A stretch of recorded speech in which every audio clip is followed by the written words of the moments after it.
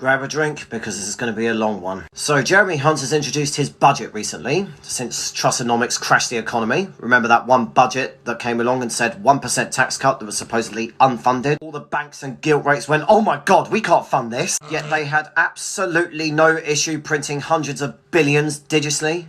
That was affordable. So they got rid of Truss and they got rid of Kwarteng and replaced them with the guy who did their irresponsible policy that caused inflation and got him to be PM when he was unanimously rejected instead.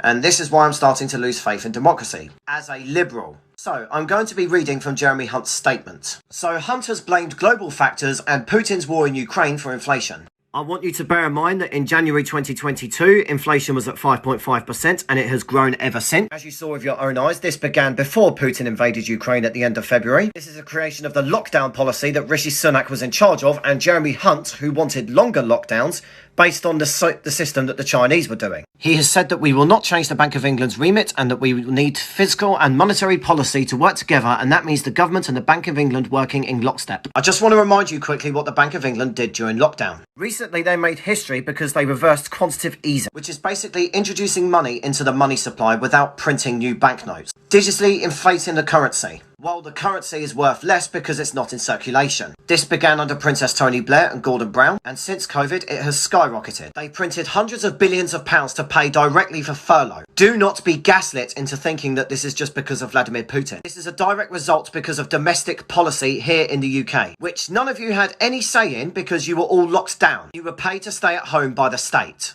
They printed £895 billion.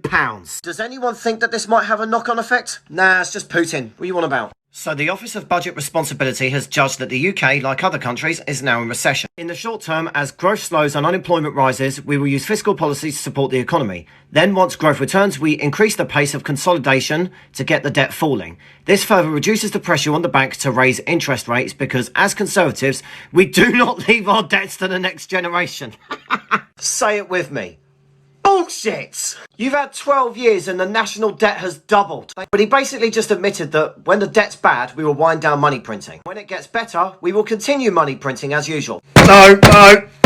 No more money printing! We want lower taxes and sound money, but sound money has to come first because inflation eats away at the pound in people's pockets even more insidiously than taxes. So they raise taxes. That's right, we're Conservatives. So tax will increase by 1% of GDP over 5 years. The income tax threshold at which the 45p rate becomes payable will be reduced from 150 grand to 125 grand. Those earning £150,000 or more will pay just over £1,200 more in tax. The dividend allowance will be cut from £2,000 to £1,000 next year and then to £500 from April 2024. The annual exempt amount from capital gains tax will be cut from £12,300 to £6,000 next year and then to £3,000 from April 2024. From April 25, electric vehicles will no longer be exempt from the vehicle exercise duty. Road tax. So if you try to upgrade to an electric car to get out of this, it sucks to be you because now you're going to be paying it. I also suspect that they're going to try and ban petrol cars outright by 2030, but we'll see. The stamp duty for home buyers, which was announced in the mini budget from Truss and Kwarteng, is in place until 2025.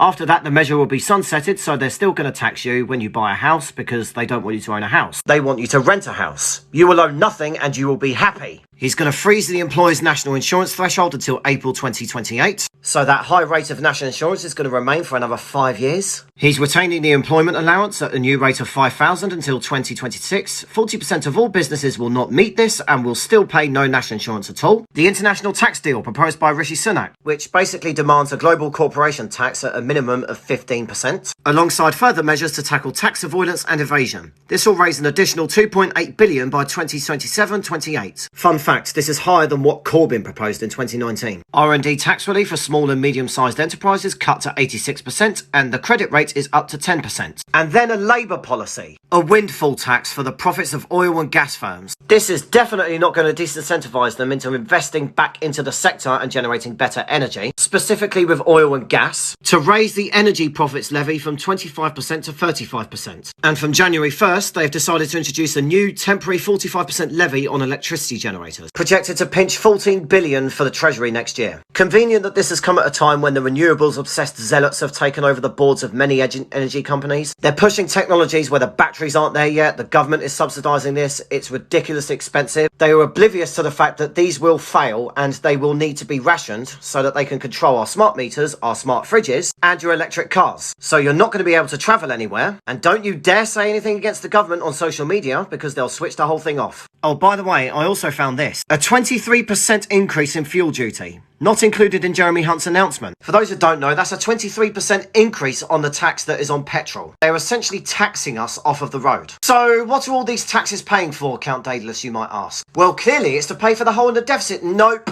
Think again. They've kept Kwasang's cap on bankers' bonuses because bankers need to be paid, and they've definitely never done anything sus before that's led to the crashing of an economy. What are you talking about? They haven't removed the non-don tax-exempt status, which Rishi Sunak's wife is benefiting from. That's right, despite being billionaires and raising taxes on you and me, they weren't paying it to begin with. An extra 150 billion on energy this year. You could bet this will mostly be solar and wind and not nuclear power, which again, as I said previously many times, it's not going to be enough. He wants to turn the UK into the world's next Silicon Valley. He wants to put investment zones in universities in left-behind areas to create tech research hubs. And quick fun fact, Jeremy Hunt met his wife while she was recruiting students for the Chinese government. Basically to bring them over and invest in the UK's university sector. So you're essentially creating outlets for other governments to send over their citizens to take all of our skills and learn from us, and then go back to their countries and do whatever they want to do with those skills there, at our expense.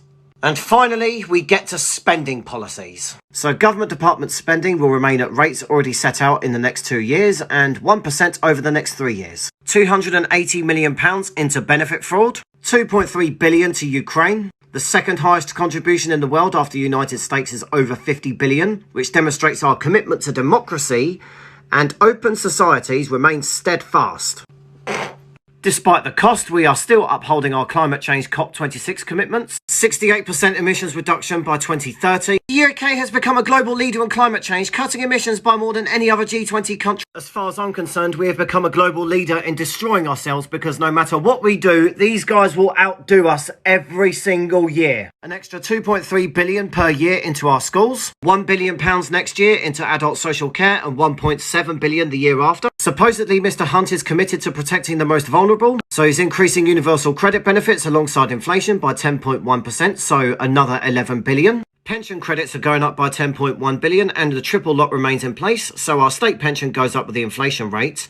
A major cost to the country, I must admit, but still. He's also going to increase the NHS budget in each of the next 2 years by an extra 3.3 billion. £600 billion spent on devolution. This is a Blairite policy. Still waiting for England to get its own parliament. It's going to create mini governments across Manchester and the Midlands, completely devolved from parliament. Even though we already have local councillors and mayors. 600 billion.